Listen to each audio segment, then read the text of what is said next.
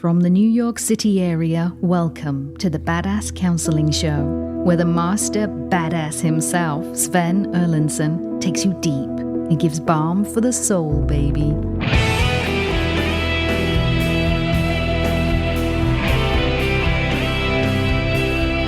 Hello, world. Welcome to the Badass Counseling Show. This is Sven Erlandson. I am the host of the Badass Counseling Show. Whether you are tuning in from Virginia or down in South Africa, if you are in Delaware or Ohio in the Midwest, as they call it in Ohio, which makes no sense whatsoever. It is great to have you here with us. We are live right now on YouTube. We are live on TikTok, and we are live on Facebook. We do this, we put up one episode every week of just doing lightning rounds, taking listener questions on the fly. They're just scrolling in front of me, and we're grabbing them out and answering them as they come. And then those episodes air on Sundays. And then we, once a week, put up a counseling episode where we have people that write into the show, and you can write into the show and be counseled on the show. You can write into production@badasscounseling.com, production@badasscounseling.com, and we counsel people on the show, and we regularly have amazing guests, and we do some really deep, powerful work, and it's pretty cool. But this is a lightning round, so I am here to answer your questions. So I'm going to get us started right away with Roses in Lavender on TikTok says, I need my mom's voice out of my head, and I'm about to do something huge. I'm capable, but mom's voice is in my head. Rose in Lavender, my response to you is this, that if you're about to do something huge, and I applaud you for your courage on that, but your mom's voice is in your head and you say you need it out. Yeah, you do. And you don't just need it out now in order to begin this process. The truth is, if you don't get it out, it's still going to be there, and you're going to have down times. Nobody does anything huge without having times of doubt and setbacks in a month, in a year, in 10 years. And that's when mom's voice will attack you most. So how do you get mom's voice out of you? By going inside of you. And one of the ways you can begin, there's so many different ways you can begin. First of all, you're going to need pad of paper and pen. If you don't have the book, There's a Hole in My Love Cup, you should get it because it'll walk you through the process of getting mom's voice out of your head. All right, I'm fucking serious here. You need the book. But even if you don't, one of the points of entree that you can use for identifying what mom's voice is in your head is begin with simply the question, what were the messages I got from mom about myself? What were the messages I got? And do your best to put it in kid language. What do you actually recall your mom saying to you about you or to you that hurt? So you wouldn't want mom's voice out of your head unless mom's voice in your head hurt and it sucked and it was negative messaging. What were the messages you recall getting from your mother? In your journaling, you got to be journaling all this shit out. And you got to be journaling then also, okay, next question, how did it feel? You need to be flushing all that. It felt horrible. And you need to remember, if you really want to do the deep work, if you're really fucking serious about this, Roses in Lavender asked this question, you need to be writing down every single fucking memory that you have. Can you do half of them? Just half? Sure you can. But if you want to be thorough and truly get it out, write down every single memory you have of every single time your mother conveyed a message, whether with words, with a look, whether with a snort or a laugh or a mocking or a question that she asked. Anything that she did that caused you to undermine yourself, anything that your mom's voice got inside of you and it wasn't supportive or it undermined you or it made you feel horrible about yourself. And it could have been yes when you're an adult, but especially back when you're youngest. Next question, and you should be writing these questions down right now, by the way, so that you can use them in your journaling, is ask yourself, what's the very earliest you recall getting any sort of negative messaging about yourself from your mom? What's the very earliest age? And write out the story of that memory. Write out also, how did it make me feel? And then also write out, and then answer that question. Then write out, how am I feeling right now about it? So you've got so many questions you can be doing to dig deeper. And you need to continue to go deep into that shit, deep into the memories and the feelings. And if you're not writing it out, you might as well not be doing it at all. Just thinking about this sort of work, you guys, just thinking about it solves nothing because it's still inside of you. It's like churning and churning and churning, like clothes stuck in a dryer that won't shut off. And clothes stuck in a dryer that won't shut off do what? They shrink. But what happens with our problems, with our memories, with those messages, with our feelings, when they churn and churn and churn inside us, is they don't shrink. They do the opposite. They expand, which is why you can't fucking sleep at night. which is why you're so full of anxiety, which is why you have such a depression, because it's all trapped inside of you and it churns and it expands. It's not going to fucking magically go away. So you have to go in there and you have to create an egress point, a point of exit, which is why people go to counseling, which is why people journal or writing letters to your mother in this case that you do not send. You have to be about the work of giving it an exit point daily or weekly, and attacking and keep going. And the deeper you go, the faster your transformation. And you will experience that as feeling lighter, of feeling a sense of relief. And the more you do that, the more powerful you are going into this massive thing that you are going into in your life. All right, next question. Over on Facebook, a lot of great questions coming in. Person asking a question here. I think I might be gay. How do I know, and what should I do? Now, I took an opportunity. This person asked this question in the last lightning round, but I didn't get to it. There were so many, and I didn't see it till after the fact. And I've counseled a lot of gay, lesbian, trans, queer folks in my years. But I wanted to check in. And so I checked in with a dear friend of mine who is a lesbian. I said, what do you recommend that I say specifically? And because this lesbian friend of mine said, hey, and because I wanted to be sure to nail it for this person. And my lesbian friend, and I'll just call her Kara said to me, Sven, tell this person first and foremost that there's no rush. There's no rush. If you don't know if you're gay or if you're wondering, first of all, there's no rush. Second of all, you can keep it entirely private. Nobody has to know. It's completely up to you. Third, she said, if you're going to talk, it is completely your decision. Fourth, there's no rush to even make a decision. Fifth, only talk about it with people that you feel comfortable with, who you know will accept you. In other words, be judicious in who you share it with. You don't have to share it with everyone. If you decide that you are gay or partly whatever, or totally, take your time. There's no rush. And just share it where you know it's going to be accepted and nurtured. It's like any big news. There are people nowadays who, and this has been going on for decades and decades and decades, who get pregnant, let's say, and they don't want to share until, let's say, after the first trimester, because they just want to get to a safe zone. Because they fear maybe losing it, or if something goes wrong, they don't want to have to go through the grief and tell everyone. Well, that makes total fucking sense, right? So in other words, you can be selective in who you share your news with, right? Until you become more comfortable with it. But the bottom line is, take your time. There's no rush. It's your decision, and you get to decide who you share it with and when. This is your relationship with yourself. And for the person writing in this question, you also need to be flushing out all your feelings and all your anxieties and all your fears through your journaling with your therapist or whatever. And remember, you don't have to talk about it with anyone, and there's no rush. Next question. All right. Louise Rollo on Facebook says, how do I reconnect with a son and daughter who have disconnected from me? Louise, I'm going to ask you a very strange question. First of all, I'm going to tell you, if you want some tips, I have a video that I posted on Christmas of 2023. Not 2024, 2023. So it's been up about a year and 3 months, 2 months, whatever. And it's on Christmas of 23, and I'm sitting outside. I've got a bomber jacket on. There's snow on the ground, and it's listed as something like 7 steps you can take to help your adult child heal. I encourage you to go back and watch that video. It's probably easiest to find it on either TikTok or Instagram, simply because they have thumbnails, so it's easier to scroll back and see old videos. Whereas on Facebook, you got to go through all the old posts and everything versus just looking at the pictures. Okay, and so it's just faster.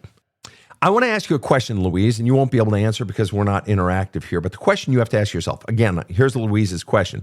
How do I reconnect with a son and daughter who have disconnected with me? The question I want to ask you is this.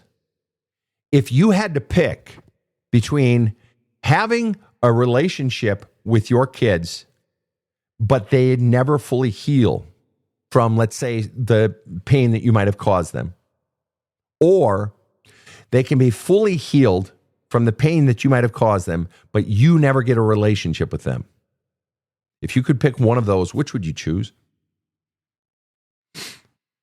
Now, The simple fact that you said, how do I reconnect with my son and daughter who have disconnected with me, seems to imply that you might be inclined to pick the option that says, I just want to reconnect with my kids. And I can understand that. I have 2 kids. They're in their 30s. I get that. And I've been disconnected from my kids because of life, a long time ago. I get it. And it hurts. Okay. But the bottom line is that my highest goal as a parent has to be the healing and growth and health of my children. If I am simply wanting to reconnect, even if it comes at the expense of their healing, then I'm doing it for me. And that in and of itself is an indicator of what likely the nature of our relationship has always been. You see where I'm going with that? All right. The bottom line is this, Louise, if you really want to reconnect with them, is you've got to let go of wanting to reconnect with them. The best shot you have of reconnecting with them is to begin to let go of it. You have to, 1, begin to flush out your longing for them. Your longing to reconnect with them, okay?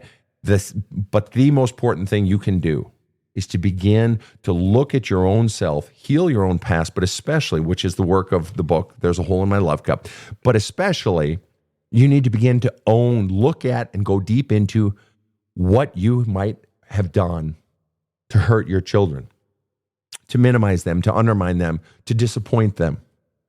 There is no parent on God's green earth who hasn't hurt, disappointed, frustrated, undermined their kids. There is not a one. Perfect parent doesn't exist. And so the best work you can do before you ever go to them, and don't rush to them before you're ready, because you won't be able to execute it. All right? Because you're still chasing the idea of getting them back. Well, why do you want them back? So that we can have the relationship. Why? So that I can begin getting their love again. Because if it really is about you giving love to them, then the biggest way you can give love to them is own your shit. And that requires you first looking at what might I have done to hurt my adult children? And so start by just making a list. What are all the things that I might have done to hurt them, undermine them, cause them to doubt themselves, frustrate them, anything at all? And then next to each of those, write out how the thought of that makes you feel. And then next to that, under that, write how might those things have made them feel. All right. And that video that I'm having you watch from Christmas of 2023, 7 things you can do to help your adult child heal. All of these things are intended. Why? To help you to begin to see and fully feel the impact of the pain that you might have caused your children. Now, no matter how comprehensive your list is that you come up with and things that you might have done to hurt or negatively, adversely impact your children, there are going to be more that they know. And this work is tricky because you may not want to look at that. You may not want to admit it. You may not believe it. It doesn't matter. What do you really lose by just allowing them, if they have beefs with you? What do you lose by saying, okay, and owning it and feeling it and beginning to see how you might have impacted them? Because if the goal is to heal them, it doesn't help for you to defend yourself. And our inclination is to do that. But what's gained? Ultimately, what's gained? And they'll only lord it over you if there's a feeling like you're not wanting to own your shit. But the more you begin the process of owning your shit, the more fundamentally, I don't go religious. I'll quote the Buddhists. I'll quote, a great Jewish quote. I'll quote, a great Hindu quote. I'll quote a great, Jesus quote here. I got a good Jesus quote that fits here. Basically, he who would lose his life will gain it. He who seeks to gain his life will lose it. If you are seeking to gain your connection with them so that you can have it, you'll lose it. You already have lost it. You're wanting something from them. And I'm saying if you're willing to give them what they need, which is their own healing, then maybe you have a shot of a real relationship, because you're fundamentally saying, you don't ever have to forgive me. If you don't ever want a relationship with me, I understand. I've done a lot of things to hurt you, and there's no excuse. If you can let go of them and own the pain that you have caused them, and I don't know what it might be. We've all caused pain to our children, but the more you own that and release them of feeling any obligation to hurt, to forgive you or anything else, and even saying, you don't have to forgive me, you don't ever have, but I need to own what I've done to you. You are fundamentally saying to them that I'm not asking for anything in return. So it's a true gift for their healing. Now you're basically saying, I come in peace. I come simply to offer this to you. then you have a shot. Why? Because you're taking yourself out of the center of the universe and you are putting the child there. And this is where the rubber hits the road with parenting. It's not just, gee, I did my best back then. Now I'm not just talking to you, okay? Now I'm talking to the larger group here. This is really master level parenting. When you're willing to go back, when your child is in their 20s or their 40s or their 60s, and yes, it persists even that long because these wounds are so deep, where the parent goes back and says, I have hurt you, and tell me any rocks that I have put in that bag on your back, that burlap backpack, that I can take back, that I can own, so that you don't have to carry pains that I've caused you. All right, next question. Sven, here's a question about doing the work over on YouTube from Roxy, who says, what can I do now that the work is done and I am left with the truth about me? The truth about you, Roxy. Isn't that interesting? Yeah. And I'm left with the truth about me implies it's some negative truth, that you're forced to see something bad about you, which implies shame, which implies guilt. That tells me the work ain't done.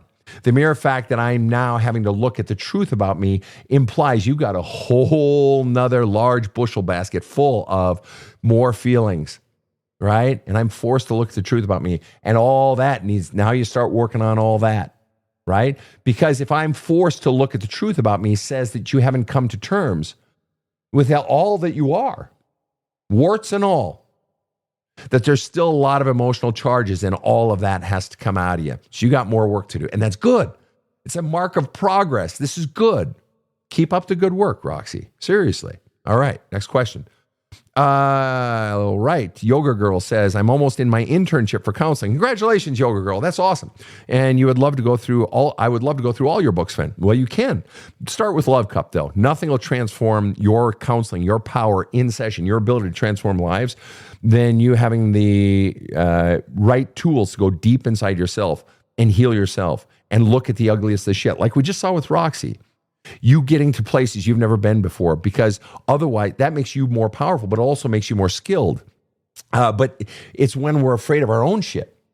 It's when we're not trusting our own voice or our own curiosity in counseling, or when we're letting the client drive the agenda. It's just like, now the inmates are running the asylum. So I have to do the work on me so that I'm trusting my own instincts when I'm in a counseling situation and doing the fucking work. So keep going in deeper on you, Yoga Girls. But there's a hole in my love cup. Get that one first. Go with that one first. All right, next question.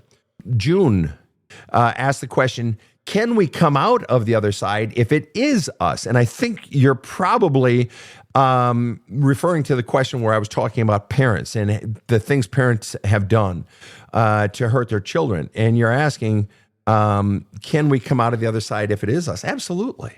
That's the whole point. Until we get all the pain, all the shame, all the guilt, all the anger, all the rage out of us, it's still in us. But the point is, all of these are tools for getting it out of you.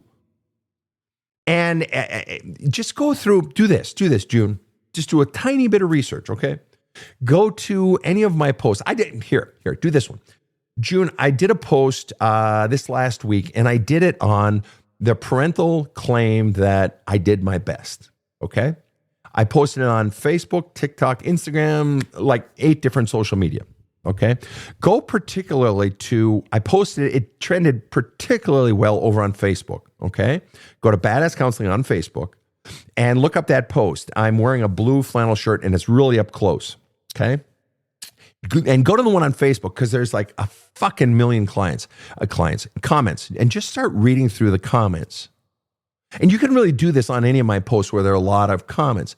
But you'll start reading, June, about people who have done the healing work, such as Roxy just set up on YouTube. That was a great comment, Roxy. Thank you.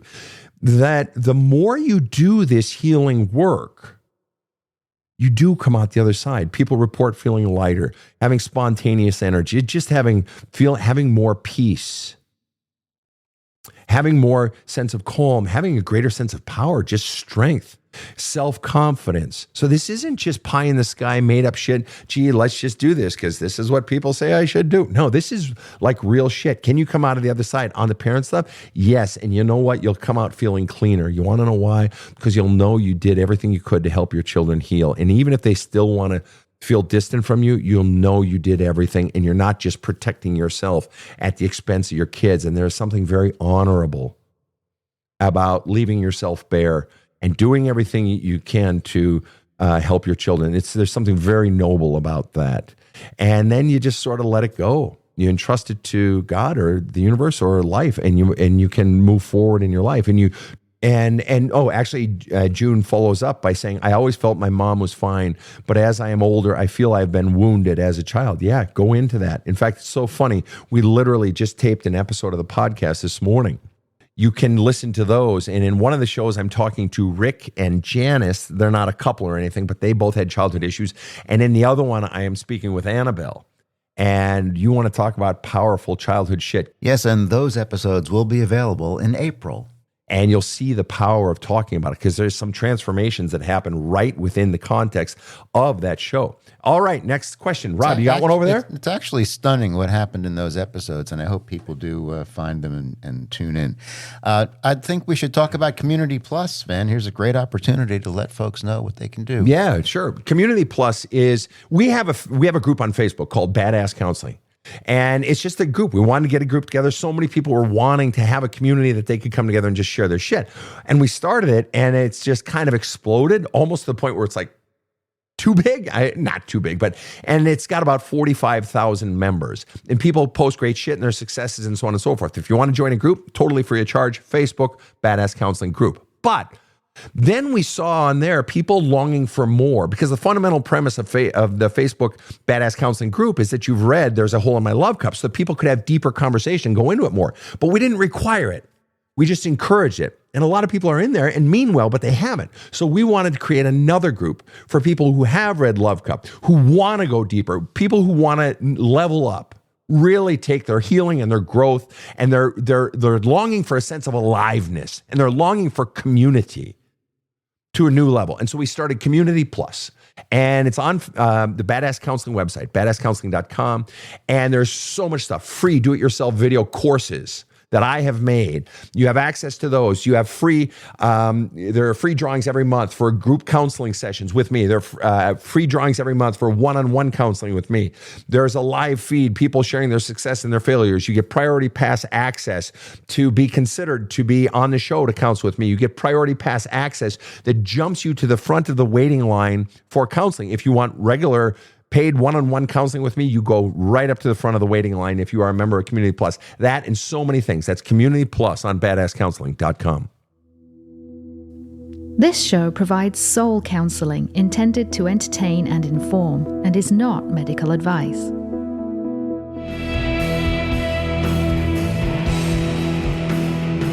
Now, back to the badass. And we are back with the Badass Counseling Show. I've got Terry on Facebook saying, I read your book and I journal a lot. I gave the book to my lover, who is a dismissive avoidant with ego despair. I try to give him space. It's so difficult. Any advice? Yeah. First of all, you're already doing the right thing, and that is your frustration in dealing with someone you love very much, obviously, and giving him space, and him being dismissive of it. In other words, he doesn't want to fucking deal with this shit. And you can encourage, and you can ask, you can cajole, coax, even manipulate if you want. But the bottom line is you're with someone who doesn't want to address their shit. And this is actually common. And you don't even have to have, words after your name like dismissive, passive, aggressive, this, that, the other thing. You don't even have to be anything like that. You can just be a normal person who doesn't want to feel their shit, who doesn't want to look at their own pain, their own culpability, their own feelings. They don't want to talk about problems in a relationship. It's really common. And so if I'm in a relationship with that person, I have to ask myself the question, well, how much do I love him? Well, I love him a fucking ton. All right. So I keep trying. But eventually, my desire to try runs out. Eventually, fundamentally, as if you've read my book, what's one of the things I come back to regularly. In fact, I've got it carved into steel on the wall in my office, not here in studio, but in my office. And it says that change will not occur until the pain gets bad enough. Creation is invariably preceded by destruction. In other words, until your pain has gotten bad enough, until your defenses have been destroyed, you're not going to change. He is not going to change until his pain gets bad enough. And you're going to wait and you're going to keep waiting, but eventually you're going to get sick of waiting because you realize that this relationship is not feeding my needs. I don't feel emotionally connected. And maybe it is because of his past. Maybe it is because of whatever. I'm bringing my full A game and I feel like he's not. And at some point you have to ask yourself, it's time to go. But all you can do is put it in front of him. He has every right to say no. He has every right to say, I don't want to do that. He has every right. He's an adult. You have every right to ask. And then at some point, you have to ask yourself, at what point am I tired of hearing no? At what point has my pain gotten bad enough that I no longer desire to be in a relationship with someone where we're just sort of at the surface level, where we're not going down to the deeper shit? And it's frustrating, especially when you love the person. So the biggest thing you need to be doing always is flushing out all your feelings of frustration, anger, sadness, wanting to wring his neck, whatever it is, flush it out. And the more you do that, the more you will have clarity on what the next step is or what the ultimate step is. But do I have any advice beyond that? All you can do is put it in front of him. All you can do is keep asserting your needs. And at some point you'll realize my needs aren't being met no matter how much I assert them.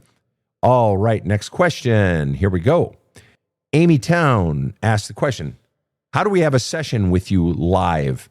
Like an actual counseling session, just go to the Badass Counseling website, read the counseling page, and reach out to my assistant through the contact page. But you got to read the counseling page first. And it's also required that all new clients be reading the book, There's a Hole in My Love Cup.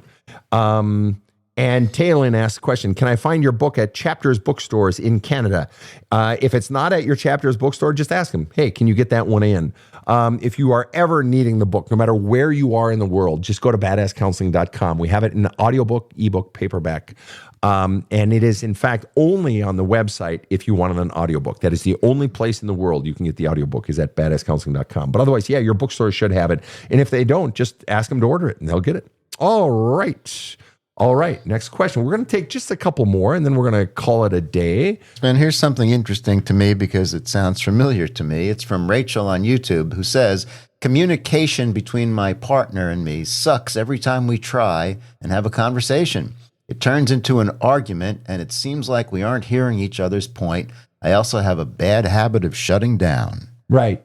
And I'm betting the shutting down is because you start feeling so many feelings. You're feeling unheard. You're feeling unseen, perhaps even unwanted. All you can do, particularly in this situation, not all you can do, but the primary thing you need to be doing in this situation, Rachel, is if you really want to solve the actual problem rather than just the symptoms in that moment that you guys are fighting and the shutting down and all that, all your problems that are happening in that moment are preceded by all the shit that's led up to it. I have a full chapter in the book entitled Every Problem in a Relationship, in a Marriage, Predates That Relationship. In other words, all the problems you're experiencing in a marriage or a long-term relationship goes back to your fucking childhood. I guarantee it, as sure as the sun rises in the east. So if you really want to solve that problem in the fucking moment where you're both getting hot or where you guys are not hearing each other, if you really want to solve the actual problem rather than that hot moment, the hot moment is the sore throat and the upset stomach. The real problem, though, is the virus. And that virus finds its root back in your childhood and your teenage years.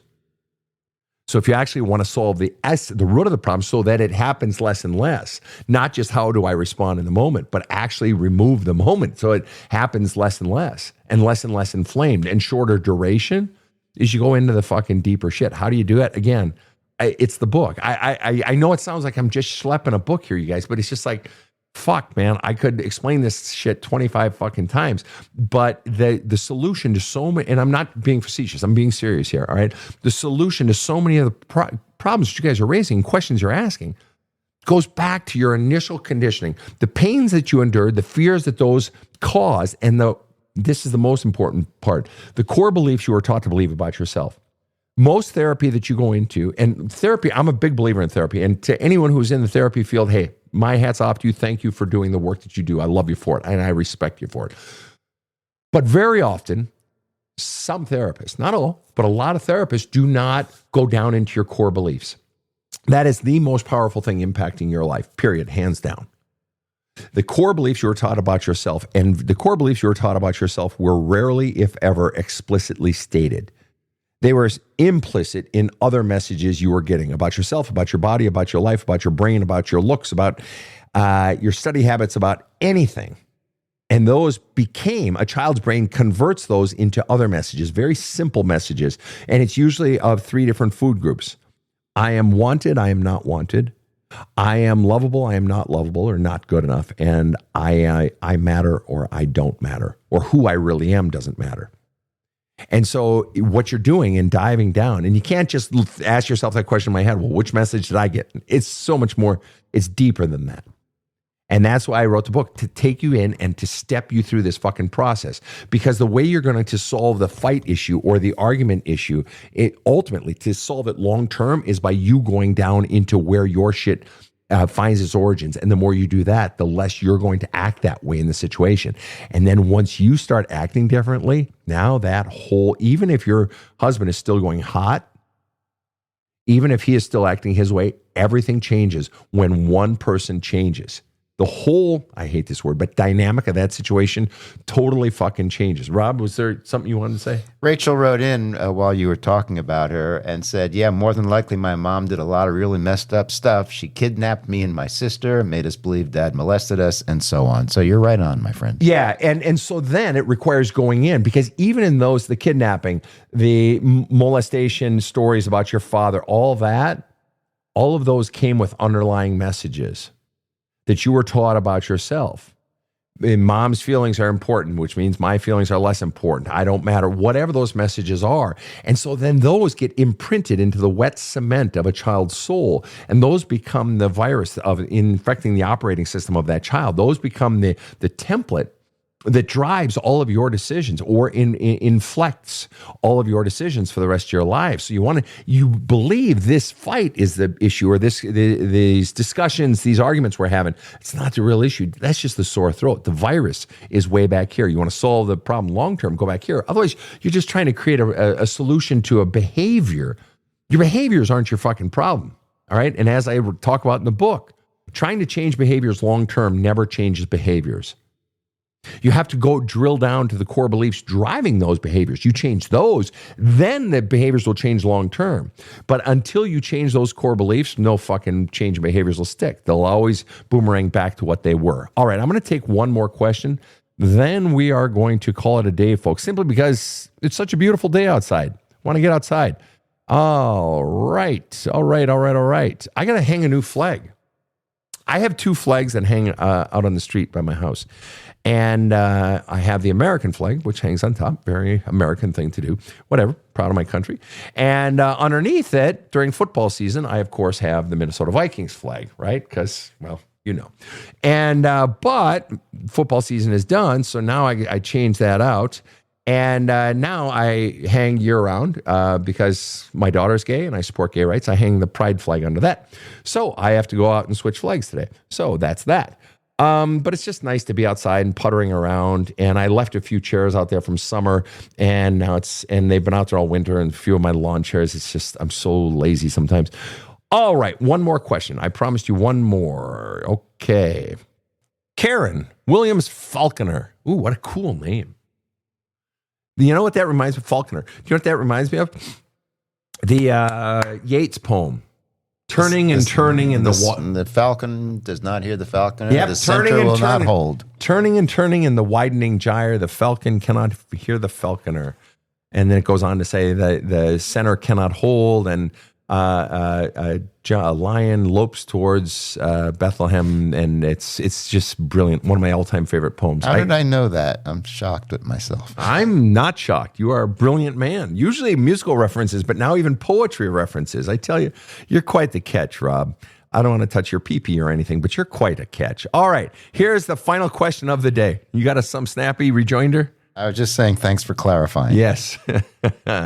No reach around for Rob. All right. So Karen Williams Falconer, cool name, says, do you ever give a love bomber another chance? Ooh, Now, for those who may not know what a love bomber is or what love bombing is a very new term, all right? It sort of came into common parlance literally just like in the last decade. It may have been around before that, but it just sort of popped. And love bombing, basically, in layman's terms, is you're dating someone and they're like pouring on all the love and all the attention. They're doing everything right and making you feel like the center of the world and all that. And then at some point down the road, they yank out the carpet and all of a sudden you're not the center of the world. And maybe they're, let's just throw out all the cliche words. Maybe they're a narcissist who gaslights you and aggressive, avoidant, passive detachment style person or whatever. A love bomber is someone who pounds you with love in the beginning. It feels so great and they hook you and then they yank it out later. Okay, that's basically what a love bomber is. All right. But the funny thing about love bombing is you never know it's love bombing until they take it away later. You want to know why? Because there are actually people in this world who just give a lot of love all the time. You can be in a relationship with them for 20 years, 14 years, 33 years, 7 years, and they're still giving it out in high doses. They're not love bombers. They're just really loving people. The only problem, or what identifies a love bomber, is if they stop and invert it and become an extreme taker for a long period of time, to the point where any deposits they've made into sort of the emotional bank account of our relationship, their withdrawals largely far exceed any deposits they made. Because the truth is, in any relationship, there are going to be periods where you're needing to take withdrawals, right? When you're going through cancer treatments, I'm sorry, your spouse needs you there. Your spouse needs you there, right? Or let's say your spouse, your spouse is, your brother died. Your spouse, then she was there for my cancer treatments. I'm going to be there when her brother died because they were so fucking tight. I got you, honey. Don't worry about, the animals. Don't worry about the lawn. Don't worry about anything. I got you, right? A real relationship is where you were each making deposits, and occasionally we have to make withdrawals. My uncle Erland Erlandson, yes, we Swedes are quite creative. He once said, it's the type of relationship where you can't outgive the other person. I've co-opted that. It's now mine. You can't. That's a great relationship, but where you're making withdrawals. So a love bomber, do you ever give a love bomber a second chance? Well, presumably you got to the point then where they stopped giving and they in fact turned and started withdrawing and being basically mean. So you've been in a relationship with someone, Karen, who gave you a lot of love, then took it away, and then was being mean. And you're asking, should I give the person another chance?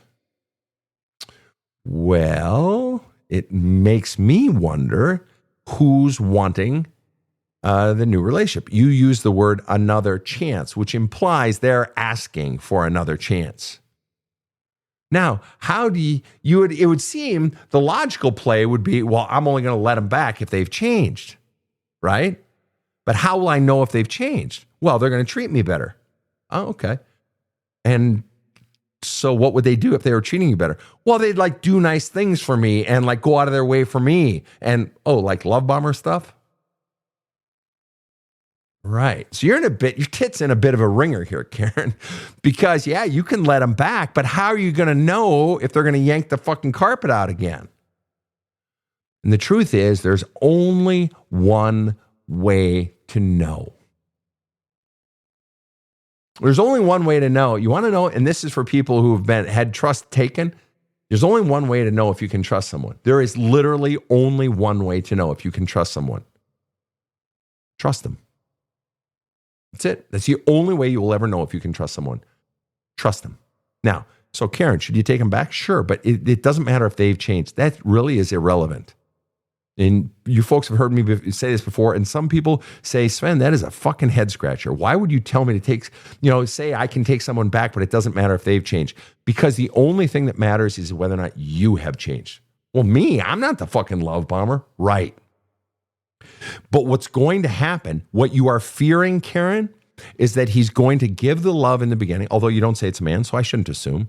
You fear that this person is going to give love and bomb the fuck out of you, or just give love in moderate amounts, and then they're going to stop and turn into fuckface. What has to change in you is that this time you don't allow the person to stop and turn into fuckface. Now, if they stop, that's one thing. Fine, they can stop. Technically, that is their right, but they don't have a right to turn into fuckface. And that's where you have to have changed so that you don't allow anyone to treat you like a fuckface. And there are going to be people who say, oh, give them a chance. Just give them no, don't. Just willy-nilly give people chances because they want a chance. That's dumb. That's just dumb. If you haven't done the work where you know how to protect yourself. So the question, Karen, is have you done the work that you know how to protect yourself? Because if you don't know how to protect yourself, or if you don't have the courage to stand up and say, no, you don't get to treat me this way. And I don't just mean to him. I mean to any person in your life. If you don't have the abilities to not only set, but reinforce your boundaries, to not only stand up for yourself, but stand up and not back down. If you don't have that ability inside of you yet, you have to do the healing work. Get out all of the pain, the fears, and the bullshit beliefs you've been taught about yourself so that you can set and enforce your boundaries. Because if you do not, why would he keep loving you when he knows he can stop? He knows he can fuck you over. I can give her a little love, sucker her back in, then I can stop and she'll just keep giving me love. Oh, my love's cup full. Look at Karen. Here she comes. She's dumping all this love in me. I fucking score, man. She's giving me the love and I don't have to do shit. You guys have all heard that phrase. You teach people how to treat you. Yeah, exactly. That's why you have to have changed, my friend. So that you teach him loud and clear, motherfucker. And it's not just you saying it one time. It's you defending your boundaries at every turn. You have to have the courage and have healed yourself that you're not afraid to stand up for yourself and say, I love you, but darling, you can't treat me that way. Because if you do, because you just did it, the same shit you did before, not okay.